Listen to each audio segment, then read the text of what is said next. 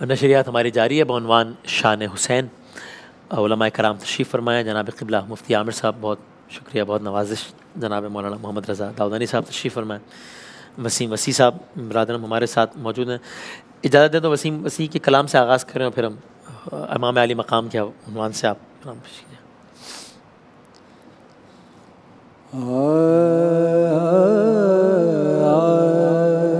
نہ پوچھئے کہ کیا حسین ہے، نہ پوچھئے کہ کیا حسین ہے، میں بتاؤں کیا حسین ہے، میں بتاؤں کیا حسین ہے. جہاں جہاں ہے خلق رب، جہاں جہاں جہاں ہے خلق رب، ہے ان میں جو مدد طلب سبھی کا سرا حسین ہے. ہاں حسین ہے سبھی کا سرا حسین ہے. ہاں حسین ہے سبھی کا سرا حسین ہے. پوچھئے کہ کیا حسین ہے، خدا کے دی کا نا خدا، خدا کے دی کا نا خدا، ہر ابتدا کی ابتدا کرم کی انتہا حسین ہے. ہاں حسین ہے کرم کی انتہا حسین ہے. کرے جو کوئی ہمسری کسی کی کیا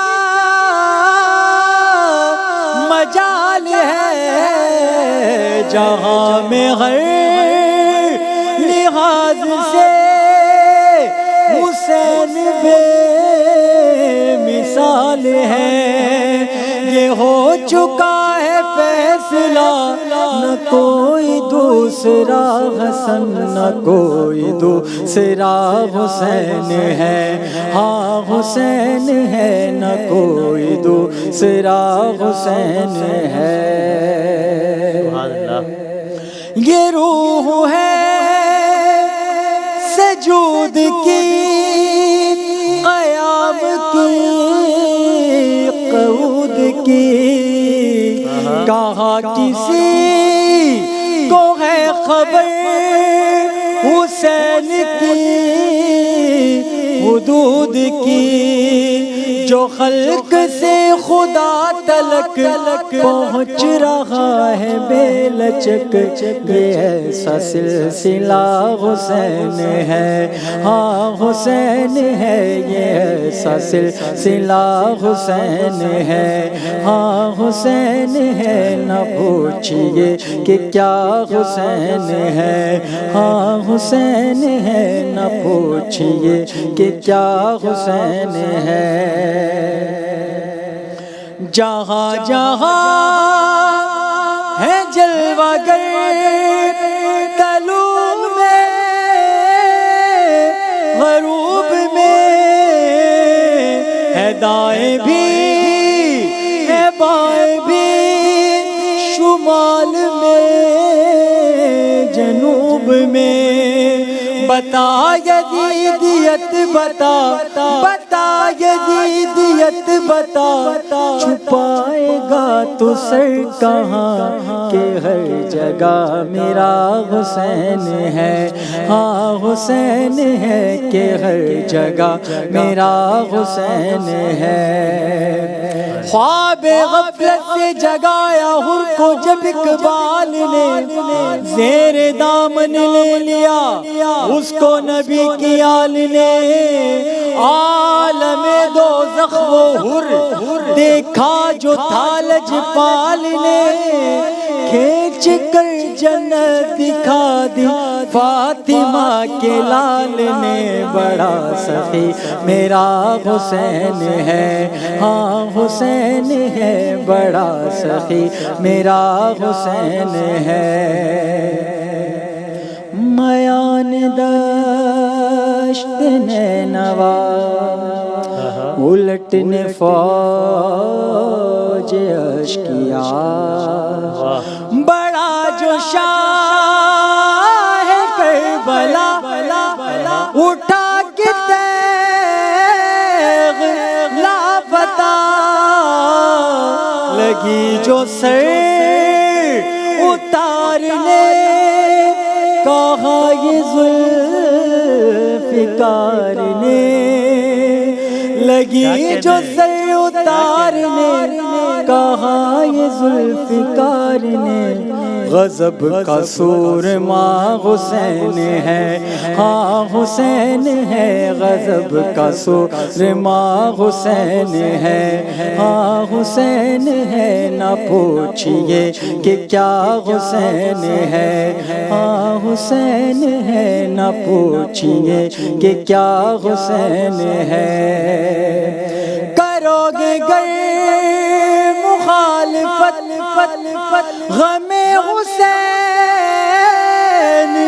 کی یہاں، وہ حشر ہوگا حشر میں کہ الحفیظ والامان، جہاں بھی چھپنے جاؤ گے کہیں بھی بچ نہ پاؤ گے، کہ ہر طرف میرا حسین ہے، ہاں حسین ہے، نہ پوچھئے کہ کیا حسین ہے، نہ راستے میں موڑ ہے، نہ راستے میں موڑ ہے، نہ راستے میں جوڑ ہے، ایسی سیدھی راہ حسین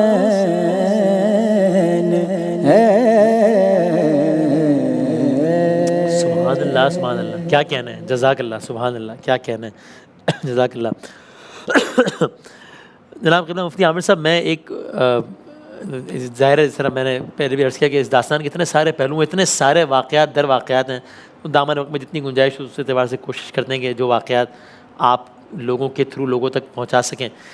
تو یہ ابھی اس کلام میں بھی تذکرہ آیا داستان کربلا کے ایک کیریکٹر کا، جسے ہم حر کے نام سے جانتے ہیں، تو ذرا اس عنوان سے فرمائے گا کہ یعنی یہ کہنا ٹھیک ہوگا نا کہ اس اعتبار سے سب سے منفرد کیریکٹر کہ کہاں تو جب امام عالی مقام جا رہے ہوتے ہیں تو راستے میں وہ راستہ روکتے ہیں، امام سیراب کراتے ہیں، لیکن وہ پھر راستہ مطلب بعد میں بھی جو ہے وہ سلسلہ ان کا جاری رہتا ہے، اور پھر جو ہے وہ شب عاشور بالکل جب مطلب اب کلائمیکس ہے اب سارے واقعے کا، کبھی بھی اب بس کل جنگ چھڑنی ہے، اور وہ جو ہے وہ کس کیفیت میں ہوں گے، کیا ہوا کہ بس وہ راتوں رات جو ہے وہ کیمپ سوئچ کر کے یہاں سے آگے یہاں جاتے ہیں۔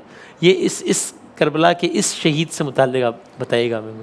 بسم اللہ الرحمن الرحیم۔ وسیم بھائی، پہلے تو ثانیہ کربلا کے حوالے سے کہ واقعتاً یہ تاریخ اسلام کا ایک افسوسناک اور اندوناک واقعہ ہے۔ ہاں، اللہ تبارک و تعالی حضور نبی کریم صلی اللہ علیہ وسلم اور آپ کے گھرانے پر، اہل بیت اطہار پر اپنی خاص کروڑ رحمتوں کا نزول فرمائے۔ آمین۔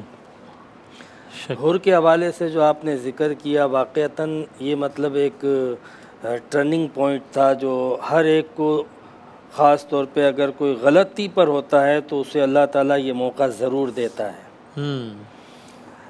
جس کے نصیب میں ہدایت ہوتی ہے اور جس کے اندر حق کو قبول کرنے کی صلاحیت ہوتی ہے تو وہ دیر نہیں کرتا۔ صحیح ہے۔ یہ ایک الگ بات ہے کہ ہٹ درمی ہو، یہ ایک الگ بات ہے کہ بندہ طے کر چکا ہو کہ مجھے نہیں قبول کرنا۔ صحیح ہے۔ دو چیزیں سامنے موجود ہوتی ہیں، وَهَدَيْنَاهُ النَّجْدَيْنِ، ہم نے دونوں راستے بتا دیے، قرآن کہتا ہے، صحیح ہے، یعنی حق کا اور باطل کا بھی۔ صحیح۔ فَأَلْهَمَهَا فُجُورَهَا وَتَقْوَاهَا، ہم نے اس کو فجور بھی بتا دیا، تقویٰ بھی بتا دیا۔ اب بندے کی چوائس ہوتی ہے کہ وہ کس کو سلیکٹ کرتا ہے۔ ایسا نہیں ہے کہ کسی کو حق ملا تو اس کے پاس باطل کی چوائس نہیں تھی، اور کسی کو باطل ملا تو حق کی چوائس نہیں تھی۔ صحیح ہے۔ یعنی کوئی اگر یہ تعویل کرنا چاہے کہ ہو سکتا ہے کتنے بیچاروں کو پتہ نہ ہو، تو حر کا قبول کرنا امام کی دعوت کو یہ بتا رہا ہے کہ جس کو حق قبول کرنا ہو تو وہ قبول کر سکتا ہے، اور امام نے یہ موقع دیا تھا۔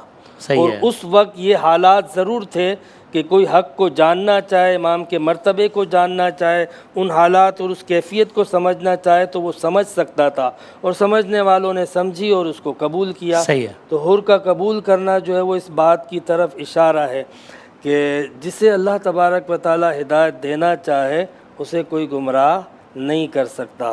تو حر کے نصیب میں ہدایت تھی، اس نے ہدایت کو اور یہ بڑی ایک جرت کی بات بھی ہے نا اس کے لیے، بڑی کہ بھائی ٹھیک ہے، اب مجھے لگ رہا ہے امام کہ کی ٹھیک ہے دعوت کو قبول کرنے کا کلیئر یہ مطلب تھا کہ اب دنیاوی نعمتیں، دنیاوی منفعت، اب مشکلات ہیں بظاہر، فوائد، یہ سب ترک ہو جائیں گے۔ اور کس حد تک مشکلات ہے، وہ حر کو جتنا پتا تھا وہ باقیوں کو شاید اتنا نہ پتا ہو، کیونکہ وہ اس پوری طاقت، قوت اور باطل کے تمام ارادوں سے واقف تھا۔ تو اس نے اس وقت یہ فیصلہ کیا۔ اور یہ دیکھیں اہل حق کی دلیل بھی یہی ہوتی ہے کہ بندہ اگرچہ کہ اہل حق بظاہر دیکھنے میں کم نظر آ رہا ہو، لیکن اپنی قوت استدلال سے اتنا مضبوط ہوتا ہے کہ بندہ بڑے لشکر کو چھوڑ کر اس لشکر میں شامل ہو جاتا ہے۔ کیا کہنا ہے، سبحان اللہ۔ اور قبلہ مولانا رضا داؤدانی صاحب، آپ حضرات نے مختلف پہلوؤں پہ نشاندہی کی واقعہ کربلا کی، تو پھر اب جب اس میں ہمیں بتاتے ہیں کہ بھئی اتنے سخت معاملات میں بھی کہ اب یعنی لٹرلی خنجر تلے ہیں امام علی مقام، پھر بھی ذکر خدا لبوں پہ جاری ہے، لٹرلی پتہ ہے کہ بس اب جنگ چھڑ جانی ہے، آلموسٹ چھڑ گئی ہے، تو امام علی مقام حضرت عباس سے کہتے ہیں کہ ایک رات کی مہلت، اور یعنی میں نے علماء سے جملہ سنا کہ انہوں نے کہا کہ ایک رات کی مہلت ان سے اور لے لو، اور علماء سے میں نے جملہ سنا کہ بظاہر حسین نے مہلت لی تھی، اصل مہلت دی تھی ان کو کہ بھائی ابھی بھی سوچ لو کہ کیا کر رہے ہو، اپنے ساتھ کیا کر رہے ہو، اپنی آخرت تباہ کر رہے ہو، اور وہ اس کا بھی وہی کہتے ہیں کہ ایک رات اور مل جائے تو ہم عبادت خدا کر لیں۔ پھر ہم علماء کرام سنتے ہیں کہ جناب زینب سلام اللہ علیہ کن حالات میں ہے، لیکن نماز تو کیا، نماز شب، نماز تہجد بھی۔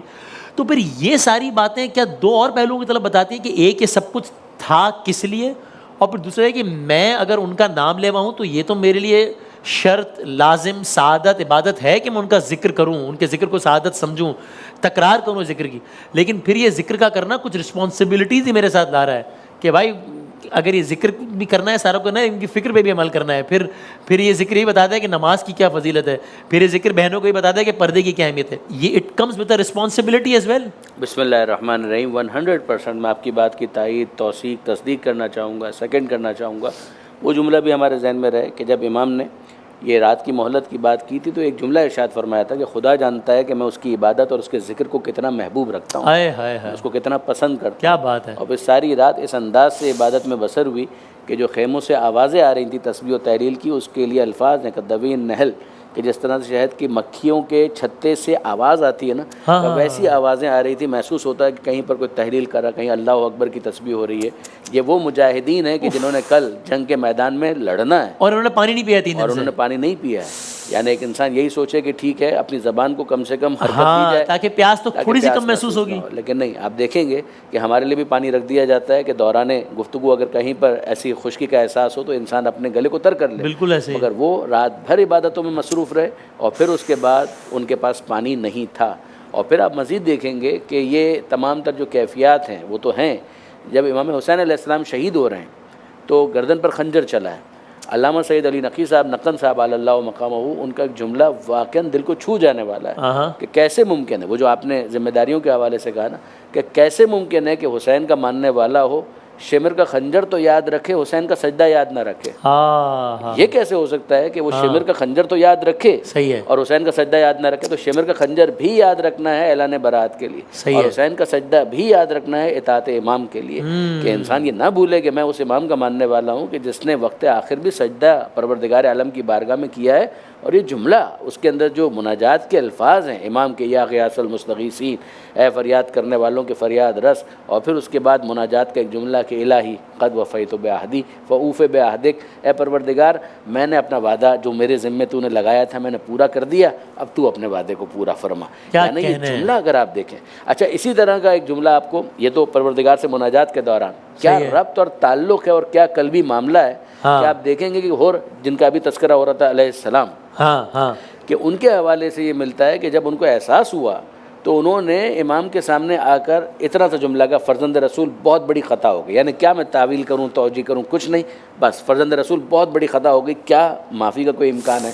تو امام حسین علیہ السلام نے جو جملہ کہا نا، وہ صرف اپنی نسبت سے نہیں کہا، خدا کی نسبت سے بھی کہا کہا کہ میں نے بھی تجھے معاف کیا، میرے خدا نے بھی تجھے معاف کیا۔ اللہ اللہ، یہ ربط اور تعلق کیا پروردگار کے ساتھ ہے کہ جہاں پر خدا سے معافی کا بھی پورا یقین دلایا جا رہا ہے کہ اے حر میں نے بھی تجھے معاف کیا، میرے خدا نے بھی تجھے معاف کیا۔ انتا کما سمت کا امک یا حر، اے حر تو ویسا ثابت ہوا کہ جیسا تیری ماں نے تیرا نام رکھا تھا۔ حر، حر کا مطلب آزاد، کہ اب تک تو صرف نام کا حر تھا، اب واقعاً تو آزاد ہو گیا، اب تو واقعاً یزید اور ابن زیاد کی اور عمر سعد کی غلامی سے آزاد ہو گیا۔ ایک بات پر آپ غور کیجئے، آپ نے اتنا کور کیا ہے ملکی حالات کو اور ان ساری چیزوں کو، فلور کراسنگ کے آپ نے واقعات بہت سنے ہوں گے۔ صحیح ہے، فلور کراسنگ ہوتی ہے ہمیشہ مفادات کی طرف، کہ جہاں پر انسان کو کوئی فائدہ نظر آ رہا ہو وہاں پر وہ فلور کراس کرتا ہے، وہ کوئی منسٹری لینے کے لیے، کوئی پرمٹ لینے کے لیے، کوئی دولت لینے کے لیے، مگر آپ کو کہیں پر یہ نہیں ملے گا کہ شہادت لینے کے لیے کوئی فلور کراس کر رہا ہو۔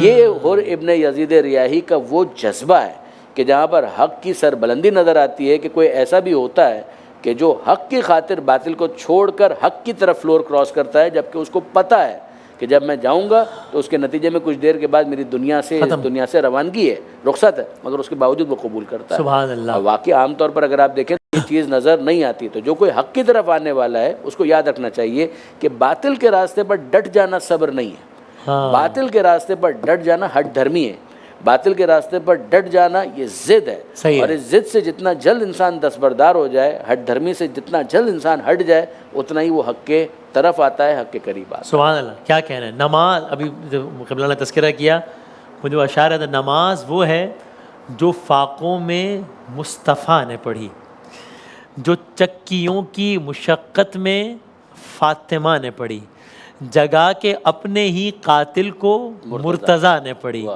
گلے لگا کے زہر کو جو مجتبیٰ نے پڑھی۔ تو جو چاہتا ہے کہ عظمت نماز کی دیکھے، میرے حسین کا وہ سجدہ آخری دیکھے۔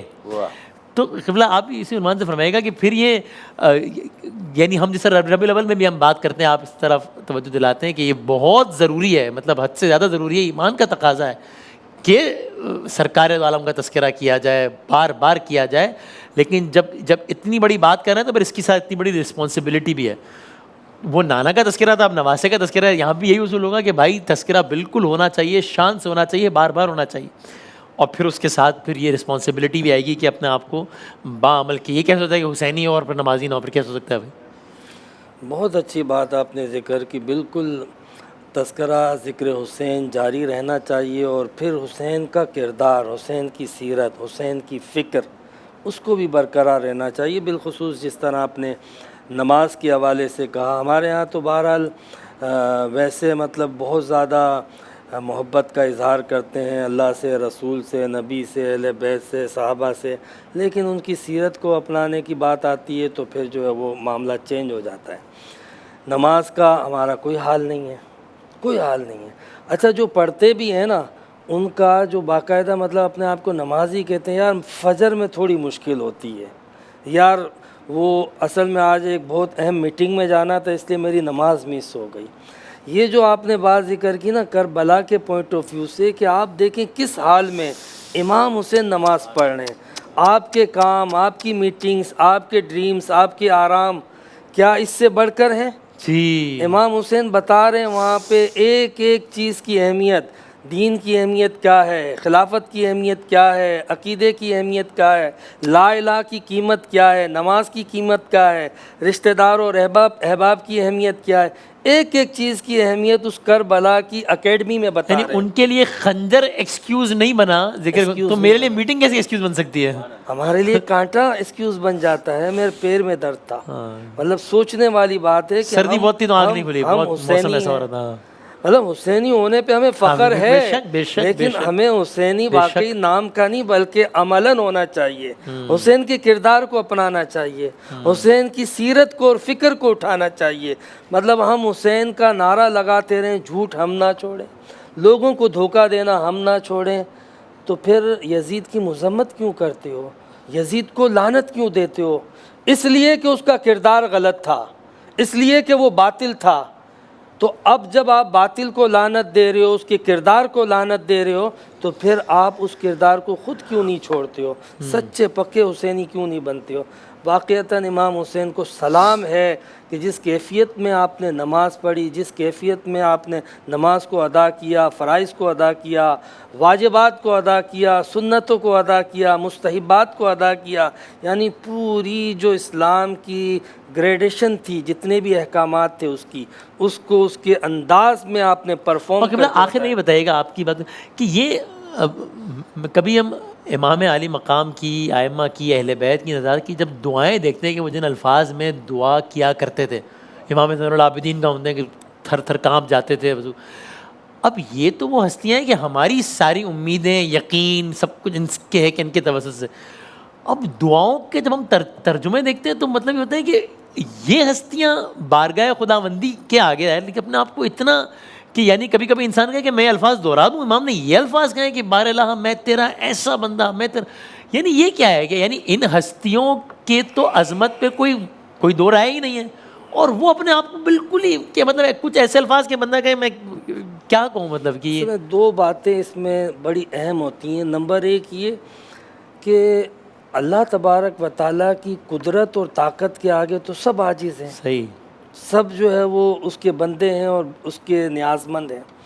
دوسری بات جو اہم ہے وہ یہ ہے کہ جو جتنا اللہ تبارک و تعالیٰ کی بارگاہ میں مقرب ہوگا اتنا متواضع ہوگا، اور جتنا متکبر ہوگا اتنا مغرور ہوگا. آپ کے سامنے ابلیس کی مثال ہے کہ وہ مردود ہے اس لیے متکبر بھی ہے. صحیح ہے. اور ادھر آپ دیکھ لو کہ جتنے مقبول آنے بارگاہ ہیں، عاجزی نبی کریم علیہ السلام ہیں، انبیاء کرام ہیں، ائمہ کرام ہیں، ان کے اندر بھرا پڑا ہے قرآن مجید آیتوں سے. صحیح. تو یہ بات تو مطلب اس بات کی دلیل ہوتی ہے کہ واقعاً حضرت شیخ سعدی کہتے ہیں نہت شاخ میوہ سربر زمیں، جو پھلوں سے لدی ہوئی شاخ ہوتی ہے وہ جھکی ہوئی ہوتی ہے، اور جو کانٹے دار شاخ ہوتی ہے اکڑی ہوئی ہوتی ہے. مولا فرماتے ہیں کہ جس زمین پر نرمی ہوتی ہے وہ سرسبز و شاداب ہوتی ہے، پھول اسی پر کھلتے ہیں، اور جو زمین جو ہے وہ چٹیل اور سنگلاک ہوتی ہے وہ بے فیض ہوتی ہے، وہ بنجر رہتی ہے.